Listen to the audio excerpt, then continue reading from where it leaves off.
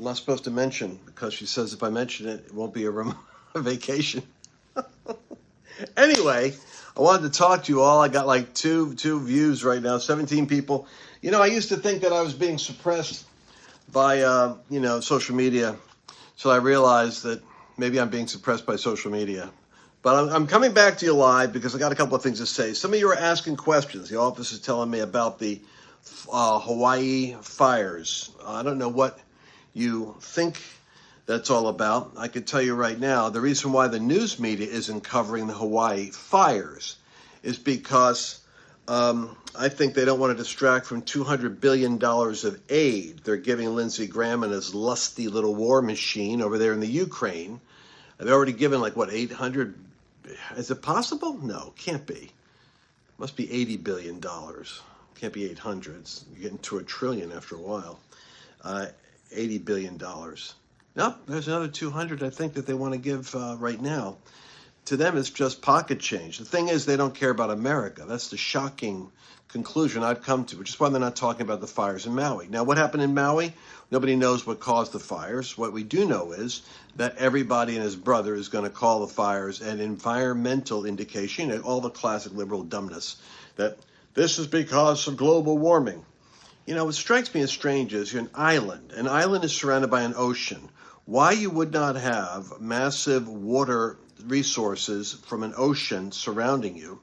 I mean, it's the obvious question I've got. You see these coastal towns where it shows before and after, and here's all the boats in the marina, and then there's the houses, and then it's after it's all ruins.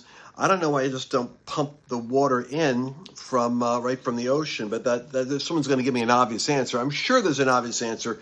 I bring it up because I find the obvious questions sometimes reveal something like, like they're not covering this because they don't want to talk about the money going to Hawaii while it's also going to Ukraine, because Ukraine is a higher priority for the Mitch McConnells and Lindsey Grahams and Joe Bidens.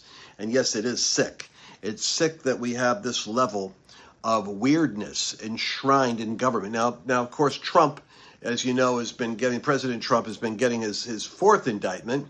I guess the fifth one, they're going to come up with something from his dry cleaner. Maybe he owes him money he didn't pay. But there's constantly coming up with these new indictments. This one's going to come from Georgia. What really upsets me about the way the Democrats are doing this is they lie in your face, and then because they have so much traction, they've got legacy news, they got all the news outlets, and they got the political outlets, that they could just say, isn't that ridiculous that Trump is talking about the election was stolen? Well, what if the election was stolen, knucklehead? What if it was stolen? And in Georgia, they're saying, and he actually said Fulton County, the most corrupt county in Georgia, by the way, Fulton County, they should have checked those votes because he lost by 8,000. And of course, we have 2,000 mules, which Dinesh D'Souza did the whole documentary of, focusing on Atlanta and Georgia and Fulton County in that area. His whole story was about how many tens of thousands of votes were fraudulently geo-targeted. You could prove that they were being dropped in illegally, but nobody went and investigated it. Nobody ever investigated it. Why would they investigate it? Trump's the only guy who's saying, yeah, it was stolen. I believe it was stolen a couple of places. And he called Raffensperger, who I call Ratatouille, and he said to him, check out what's going on down there. Come on, you're a Republican. You're sitting there in the one seat we ought to be able to trust, because it's like the Secretary of State and the Attorney General. You guys are supposed to protect Republicans. But oh no, Ratatouille said, he just recorded it and then played it to his cronies in the news, like, listen to what Trump said. So these guys are all total waste of space Republicans. You know it and I know it. But Trump is alone twisting and doing. Now they want to take him into, get this nut job judge in D.C. who has been so radical. She says, sure, there's $2 billion worth of burnt down looting and 12 people killed by BLM Antifa riots, but they were mostly peaceful compared to the selfies taken in the inside of on January 6th. Inexcusable. She comes down with cases. She comes down with greater, more severe sentencing. The judge in D.C. who wants Trump to be indicted in her court with her 96% Democrat jury. She wants Trump in there because this lady, a total leftist loony Democrat type that would only work in the city of D.C., you know. This is, by the way, do they still have the BLM letters out there in the street out there? I'm trying to figure out if they still worship at the shrine of that movement that did so much destruction and killed 12 people and $2 billion of destruction and burned cities down and put the precinct, put the police department, burned one to the ground, and then out there, what was it, in Portland, under siege for like a month or two, and just they put up with it every night. I'm trying to figure out, oh yeah, that's the one that she says was the mostly peaceful, riots, protests, but that the inexcusable thing was the shofar blowing, people walking through the Capitol taking selfies. That to her was worthy of lifetime prison sentences. So this is what you got. And she wants Trump down there where he can be brought to trial in front of her. And she says if he says something wrong or if he impugns her as a justice, then she's going to come at him. I think she even called him Mr. Trump derisively in order to just further put a dig of disrespect into her court proceeding. And so Trump's got to get that case out of the D.C. court. He's not going to get a fair trial there in front of her, period. And but this is the psychological warfare that's getting heaped on him. Then a fourth indictment. Of course, what concerns me is the shoulder shrug indifference from many Christians. Oh, well, because they don't like him in the first place, because they're too weak to resist the principalities and the powers that are constantly toxically dumping on Donald Trump, dumping on Donald Trump, dumping on Donald Trump. And all the DeSantis fans out there, I'm not knocking you. I like Ron. Ron evidently is not the guy that's going to take on the left. He's not the guy that's going to take on them. He certainly isn't the guy they're afraid of. Why are they afraid of Trump? Well, maybe it's because in the polls he might just freak them out again. He's kind of like coming back from the dead. He might come back and win the White House again, even if he has to do it from behind bars, the way that they're trying to do this. And they would love nothing more than to gin up the base. They're capable of putting him behind bars, by the way. There's no guardrails on the left. If they'll go after your kids with transgender chemicals, castration, and push that in the schools, they'll stop at absolutely nothing. Well, I'm just telling you the news the way I hear it down here on my vacation, thinking about these things. And if you missed my soft-spoken, reconciling way of stating current events, I get challenged. I'm reading the Bible, of course, reading the Bible all the time. And I'm reading today, and I'm trying to figure out, well, what should I do here? Because, the Bible does say that, I was reading here in Timothy, where, the servant of the Lord should not strive, but be patient with all men. And I think, well, is this strident? Or then again, maybe it's kind of like John the Baptist calling out Herod, you shall not have your brother's wife. Or maybe it's Elijah telling Ahab, you're the one who's troubling Israel, not me. You're the problem we've got. But regardless of that, remember, the Bible says, why did the nations rage and the people devise vain things? The kings of the earth and the rulers came together and assembled against the Lord and against his anointed. And so the apostles said, indeed, both Herod and Pontius Pilate and the Gentiles, the people of Israel. Newsweek, the late night comedians, Newsweek's not as only half bad. It's going to be CNN, MSNBC, and New York Times were all assembled together against you, Lord, and against anything that you've anointed. Now, Lord, look on their threats. Look on all their threats that they're putting out there now, and grant to your servants boldness to preach the word. And stretch forth your hands with supernatural signs and wonders, and so that your servants might preach the word. And when they prayed, the place where they were assembled together was shaken, and they were all filled with the Holy Spirit and spoke the word of God with boldness. So I'm thinking about, well, we need to have a bold move of God, bold word of God move. Now, that's not all we got to do, because we only got like 15 months to save the republic. But there is certainly this aspect of being bold in whatever our assignment is, whatever our calling is. But I wanted to share with you something I was reading, because I'm trying to edify myself while I'm here on my vacation, or for 3 days anyway, with my wife and kids. The Power to Change the World. Reading Rick Joyner's talking about the Welsh and Azusa Street revival. So I want to read to you an account from the Welsh revival that was so different. So different. Hi, Tess from Australia. Good to see you. He writes The Great Revival in Wales, and this was published, and his name is Stead. Mr. Stead, have you been at the revival? What do you think? And Mr. Stead replied, the question is not, what do I think of the revival? The question is, what does the revival think of me? And how about the rest of us? For it's a very real thing, this revival. It's a living thing, which seems to have a power and a grip which may get hold of a good many of us who are at present just spectators looking at it. Well, the question is, do you think like this revival thing is like on a march? Is it moving? And he says a revival is something like a revolution. It's apt to be wonderfully contagious. You speak as if you dreaded the revival coming your way, the writer asks. And he says, no, that's not so. Dread isn't the right word. Now catch this. Awe expresses my sentiment a little better. You're in the presence of something unknown and you feel it. You've ever read ghost stories? You can imagine what you would feel if you were alone at midnight in the haunted chamber of some castle and you heard the slow, stealthy steps stealing along the corridor where the visitor from another world was said to start walking.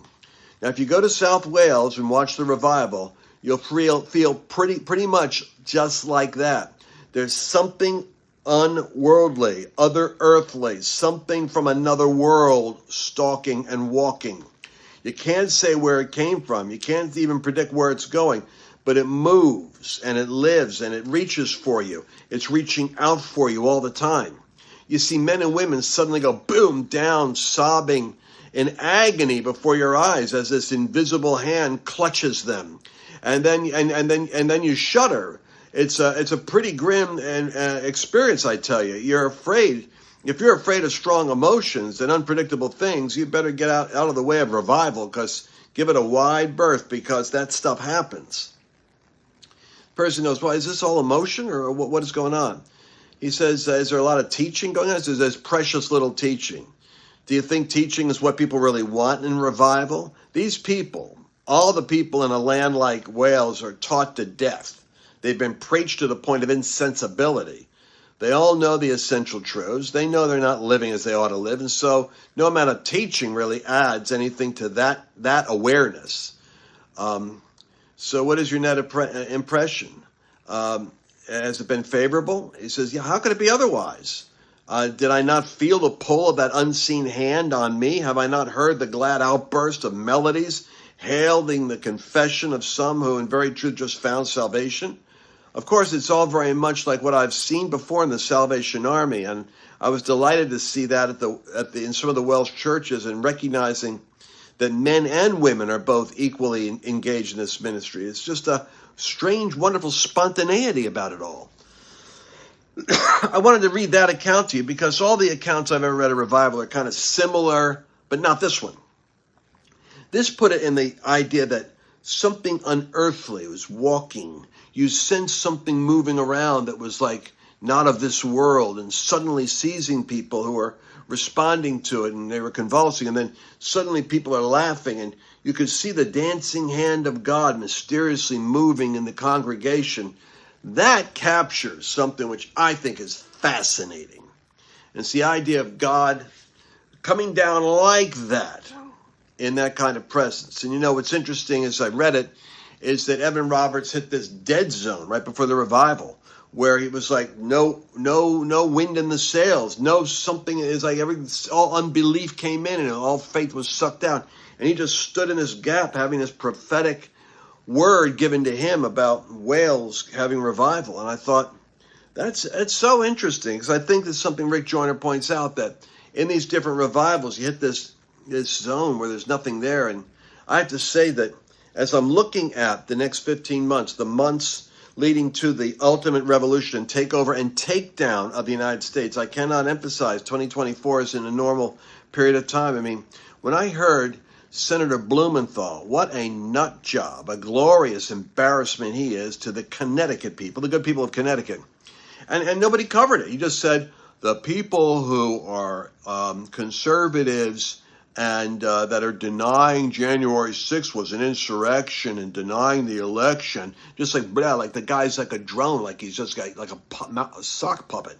He goes, they're like Al-Qaeda going into the Twin Towers on 9/11, likening you to Al-Qaeda. That's something when you're on the Senate Armed Services Committee, when you're a prestigious U.S. senator and you liken conservative Catholics and evangelicals and Christians to being terrorists destroying America, insurrectionists. You need to leave. You need to shut up and leave. And I'm surprised there isn't like we're almost like numb to this kind of rhetoric. But to come from a senator, Blumenthal in Connecticut, no accountability at all for what he just said. Papers are like, yeah, well, I guess so. Yup. I guess 80 million people voted for Trump. Must be Al-Qaeda. Well, I'll tell you. That's the part that just gets me going. I'm reading about this revival, and I'm saying, okay, Lord, we need that. I'm thinking about we need to have these servants, these rulers take counsel together against the Lord and against his anointed. And I just wonder, we're going to have to be filled with the Spirit and filled with boldness. That's all I can tell you. Now people are asking, what's happening in Hawaii? Why is everybody interested in what's happening in Hawaii? Okay, they've got a fire in Hawaii. They're saying it's like a really, really bad fire. But my question is, how much of the news cycle do our people absorb? Like we're just kind of like following, it's like a cat with a laser pointer. The truth of the matter is, why isn't the government responding to the fire? Why isn't the news media responding to the fire? Why are they so indifferent? I'll tell you why, because they really don't care. They don't care if America's cities burn. They don't care if America suffers. They don't care if you've got millions of people coming through the border and fentanyl and suicide. These people that are in charge of our government and the media that dances to the tune of what they tell them to talk about, they don't care about you. That's why it's weird that Make America Great would be characterized as Al-Qaeda terrorism. What these people want is to have a global empire, but they're losing. They're losing. Biden just paid like $5 billion in oil reserves to Iran for the release of 5 Americans who weren't even released. They were released from prison to custody in Tehran. What did Biden just train Iran to do? You didn't hear it in the news, wasn't covered. Trained Iran, a sworn enemy, that if you take Americans hostage, you get about $1 billion per person. How's that for training your enemy on what to do? Meanwhile, Saudi Arabia says, we want to have better relations with Israel. We want to have peace with Israel. We want to be able to have better relations based on Trump, who never got the Nobel Prize for the Abraham Accords, which in a sane world he would have been recognized for, but he wasn't. So Saudi Arabia says we want a better relationship with Israel, and the United States comes in and says, not unless you side with the Palestinians, not unless you side with giving up land, not unless you side with putting America under a curse. That's Biden's response. Everything about this Biden administration is like Dutch Sheet said years ago when Obama went in, unprecedented access. Satan seems to have unprecedented access. There's not a policy that I could think of that we're pursuing that isn't asinine on the face of it. We just drove Russia and China into bed with each other. By the way, you know who brokered a deal of peace between Iran and Saudi Arabia? China. Do you know who he will never speak a word against? China. Do you know who Mitch McConnell's wife is tied into with all of her family wealth? China. It's time, folks. We're going to have, everyone's like all nervous. My Pentecostal friends on Vivek Ramaswamy. Hey, the guys, if you go with the idea that God can raise up an outsider, the Cyrus idea, then who knows how desperate the situation is in America. I mean, nobody like Trump. What do we got to do? I guess we're going to come up with a Hindu entrepreneur. Maybe we'll like him. The fact of the matter is, God is raising up like RFK Jr. The guy, I like the guy. I like Vivek. I like his policies. What he's saying is there's a way the president can gut the system. He has presidential powers. He's the only guy that's thinking in terms of you have got to gut the system. You got to take out the top layer of state-funded, of state control, because the top 20% from the FBI to the DOJ is plain corrupt. They are the crumbs. They are the what should I say? They're the crumbs that are, tied together, held together with their own dough. They are the global empire. They are the people that are in bed with the World Economic Forum in Europe is more than they are the United States, which is why they're not talking about what's Maui's burning down. And it probably deserves disaster relief coming from the federal government. And Biden's over there on the beach acting indifferent. And what's amazing is they're in your face with their indifference. The plight of the cities in America, the rising crime. Did you see that, what was it, Nordstrom or something, just had a flash mob in L.A. go through it? All of them. The same street people you see doing the rioting, just go boom, smash and grab. They grab like $100,000 worth of inventory. They got video cameras of them. Nobody's saying anything. Just going to put up with it. They don't care about the destruction of American cities. This is like the Philistines. You got demons running the system. They don't care about rising crime. They don't care about open borders. They don't care about 5 trillion, 6 trillion more debt, dumpster fire debt. They don't care about the fact it's going to increase inflation. They'll lie to you. They'll call it deficit reduction. They'll say it's the Inflation Improvement Act. They'll say it's the Border Security Act. And they just give words to it that are the opposite of what they're doing. And if Americans don't rise up and do something, then they're empowering the tyranny that is there. Now, my condolences to you that are understanding everything I'm saying. You're going, well, I agree, Lance. What can we do? You got one shot. You got in 2024. They're going to try to lock Trump up. They're going to try to hold him back. They're probably going to rotate out. Dan Bongino has an interesting theory. He says the reason why Biden has not been rolled out yet is because the finance guy that knows that, like, where the 20 shell corporations are, he's about to go up on the Hill and have to explain the economics. The guy that was just with Hunter Biden's business partner, who was with was with Tucker and was up on the Hill. He just basically said, the old man sold his influence. It was a brand promise. Man, I can get a hold of my dad. You guys want to do business with me? Watch this. Dad's calling. Boom. Hi, Dad. How's the weather? Good. Vice President of the United States. Good for calling. I'm with my friends. Talk to you later. Boom. All they need to know is that he has access to his father. It's all he did do for brand. But the guy that knows where the money is the guy that knows where all the corporate dollars like bodies are buried. And so he's going to be coming up on the Hill. Dan Bongino's proposition is that Obama knew everything Biden was doing. And because if there's an exposure of Biden, it could backfill towards Obama knowing about it. Therefore, Obama's not pulling the trigger on Biden. He wants to keep Biden there. But Biden at some point is so liable, he's got to go. And at that point, what are you going to do? Put in Kamala Harris? Well, they might. I mean, they like Kamala Harris. She follows the script very well. It doesn't matter. Look at Fetterman. Look at Feinstein. I mean, look at Biden and look at McConnell. It doesn't matter if you're dysfunctional and in office or under pressure. She did good with the debate. She just can't do good with spontaneous questions and answers where she hasn't rehearsed what she's supposed to say with her Hollywood script. That's where she screws up. But the reality is they'll put in whoever they want. And Gavin Newsom's going to be trotted out probably because he's Pelosi's, nephew, and he's coming out. But I'm telling you, 2024 is going to be a rocking time. These people will not give up power. You think the summer of riots was something? Wait till you see what they do all over the world right now. You've got Nigel Farage under lawfare with documents and arguments and trying to lock him up over in the UK.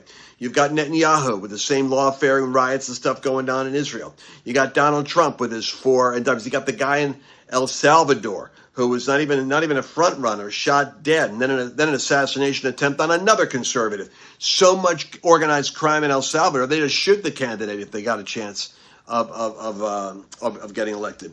R.F. Kennedy Jr. cannot even get security protection. He's sitting there saying, hey, I think my uncle was killed by the CIA. I think my dad was killed by the same CIA. I think both of them were killed. The forensic report. You watch his interview with Bill Maher. It's freaky.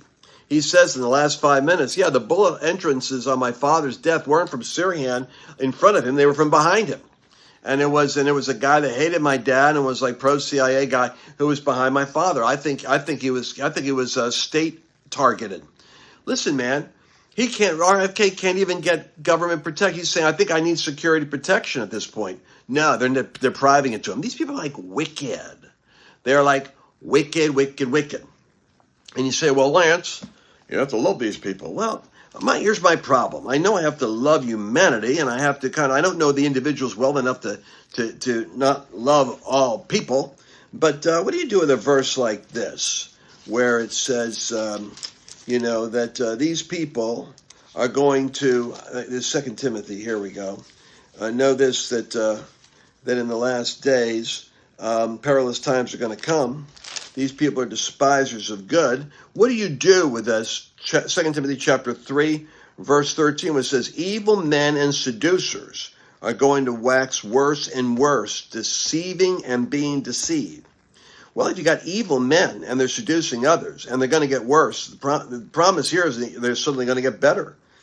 I guess you got to have discerning of spirits. That's one thing you got to have. Discerning of spirits. You got to be able to discern if somebody is an evil seducer that's just going to wax worse and worse. Well, then you just keep an eye on that person. It's like a pedophile that is in your church. Keep them away from the nursery. Keep an eye on them. Assign a deacon to be traveling with them when they come to church. You get what I mean? There's some people who you can love them all you want, but the truth of the matter is, all that live godly are going to suffer persecution. And the Apostle Paul said, pray that we be delivered from evil men, for not all have faith. There are some people that are evil men, and they're going to just be worse and worse. The best thing you can do is pray to neutralize them. Pray that they get neutralized so that they don't have any influence. You got to pray that prayer with Jannies and Jambries. Thank God that's in the Bible too. So that's that promise where the Apostle Paul says, in the last days, these evil people are going to be showing up, men of corrupt minds and worthless concerning the faith. But they shall proceed no further. Their folly will be revealed to everyone. Well, we got to pray for God to reveal the folly of those that are corrupt minds and corrupt men, worthless concerning the faith. As Jannies and Jambries resisted Moses, they were in Pharaoh's court. They were political influencers. Pray that God will expose.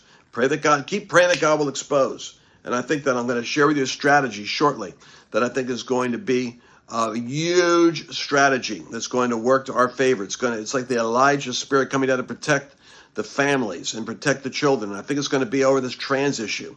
I think the testimonies that are coming out of young people that are regretting the surgeries or getting the therapies or the chemicals that they destroy their bodies with, those testimonies are going to draw a big, bright line in the sand.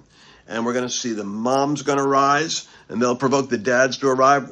When you see the government try to take over your children, you'll see the parents in America push back. It's not even a Christian issue. Christians will be in the heart of it.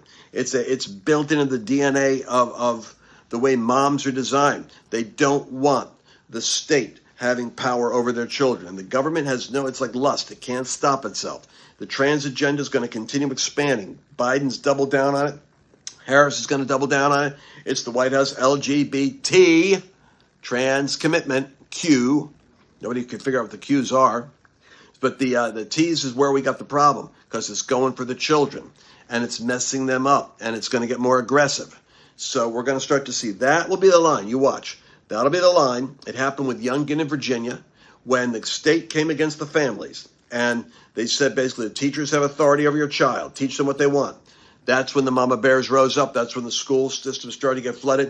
And I think that these indictments of Trump, the fourth one coming out this week, I think they're all malicious and vicious. They're all transparently designed to silence him while we're watching Hunter Biden dance around and Merrick Garland keep running interference, and Biden sitting there, lying and saying, I don't know anything my son's doing but calling 20 times on the speakerphone. How weird can you get? Hey, Dad, I'm on a speakerphone. You want to talk to everyone? I guess if I'm on a speakerphone, I'm going to say, hey, Dad, don't say anything. You're on a speakerphone. Instead, I'm putting on a speakerphone. That was an intentional 20 calls. Not like an accidental. Didn't know what my son was doing. The dad knew exactly when to call the son because the son was doing business for the family.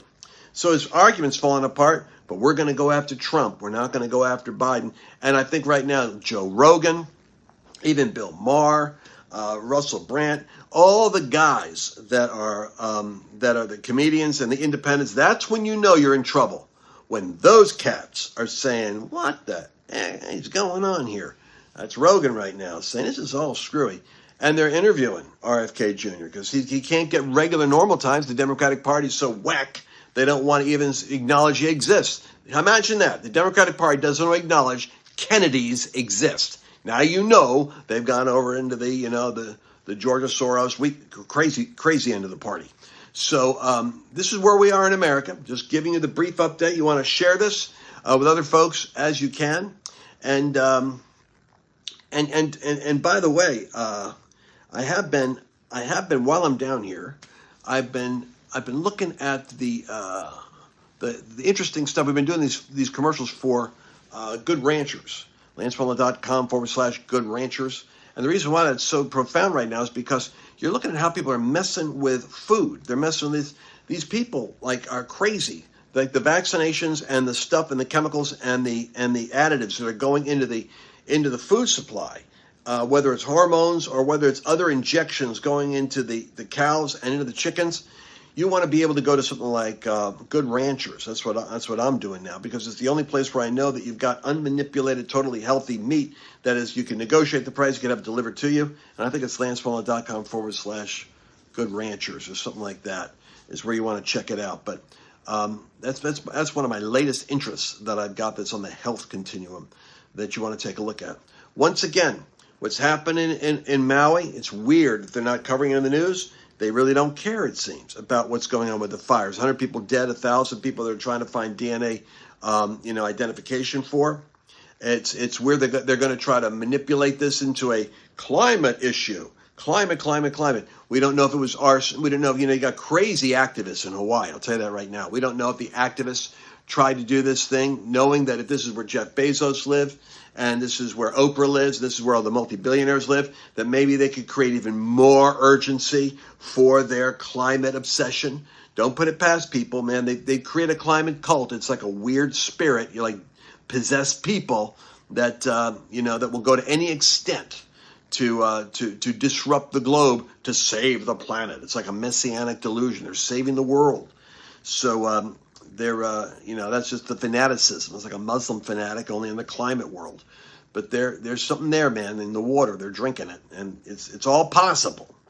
So share, like, and subscribe on the various platforms you're on. Let's see how far this one gets in my endless strikes from YouTube. Maybe don't even put it on YouTube. What I got to do is put these things on YouTube for an hour and then take them down before YouTube. They already wiped out 250,000 of my followers. I don't care. It's like they're just, it's just what they do. I'm not Ben Shapiro. I can't fight back. I don't have that many followers. But that's the way it goes. And I don't really care. But love to see you. Stay strong. The rulers of this world can go ahead and remember the prayer is be bold. Lord, grant your servants boldness. Boldness to speak. Pray for more discerning. Pray for discerning. And I believe that the trans issue is going to be the issue of transition for America. I think this is where the mama bears are going to arise. I think this is where you're going to see the massive pushback of parents against the state. I think the state can't help itself. It's going to double down and tell the parents, you will submit to what the government wants, because the government's the new parent, and the parents better submit to the new mom and dad. And I think as that line gets clarified, and it's going to get stronger and clearer going into 2024, boom, we're not going to be talking Trump. We're not going to be talking life, pro-life, choice. They're going to try to make Trump and pro-choice the issue, because they want to bang pro-life to death and get that whole crazy thing about they're trying to take away a woman's right to choose. And we don't come up as strong as the left does, because they've got all the amplifiers.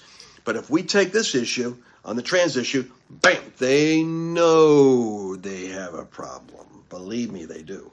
And so that might be the one Elijah moment. Remember, I'm going to give you Elijah who will turn the hearts of the fathers to the children to their fathers or to their parents. God is going to do something for the family lest he strikes the earth with a curse. That promise in Malachi has to do with the Spirit of God coming down to save places from the annihilation of the family. Family mountain is what BLM is after. Marxist destruction of the heterosexual man and woman marriage. This is what they have in their original website, which was weird that all these corporations genuflected and doled out millions of dollars in cash out of intimidation to the BLM Marxist destruction of the family mountain. And we all went for it because we were all George Floyd traumatized at the time. Bam, that's what happens. The devil just takes you captive. But I think there's an awakening that's happened. If nothing else, there's a wake-up that's happened. All right, I'll talk to you guys more while I'm down here in the undisclosed location. I'll go join my wife now.